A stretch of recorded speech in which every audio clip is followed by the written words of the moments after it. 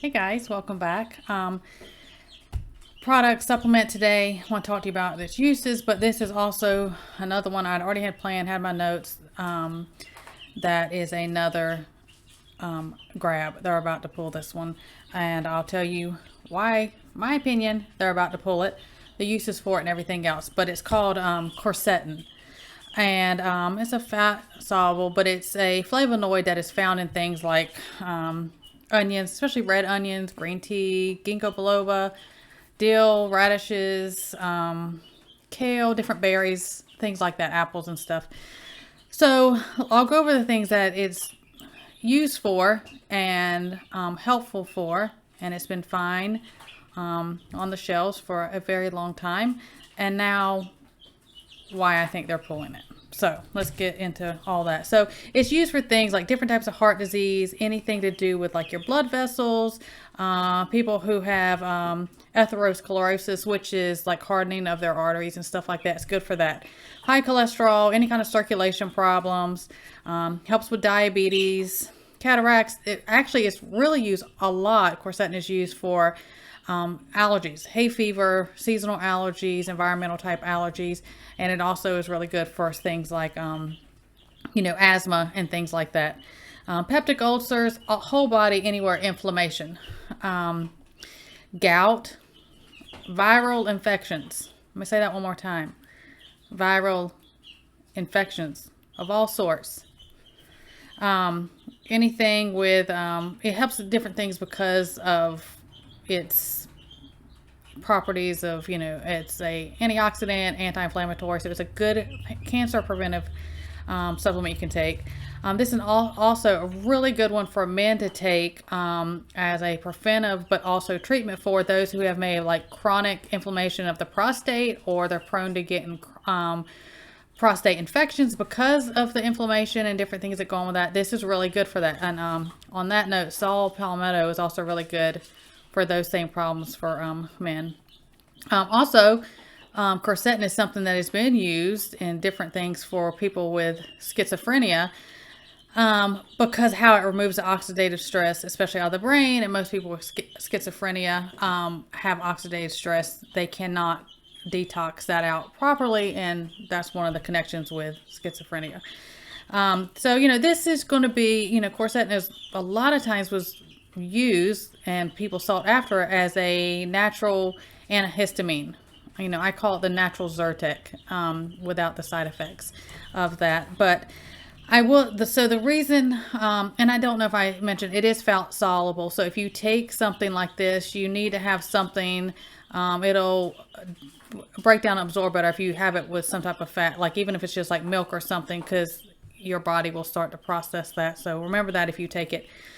So this one showed great help, I'll say, and a natural treatment for effective preventing from it taking hold and getting serious, and if those who were sick, treating the C illness.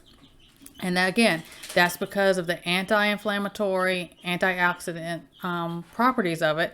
And a lot of people who were getting serious with that, especially with the respiratory stuff, it has to do with, because it's not like, somebody was just sick and they got a secondary infection in their lungs. You treat that infection, and once that infection is gone, that goes away. The C illness does something different. It gives you something, not everybody, but people who get bad respiratory from it, it gives you something like sponge lungs. So it's like the tissue and cells, the lining of the thickness of it kind of fills up.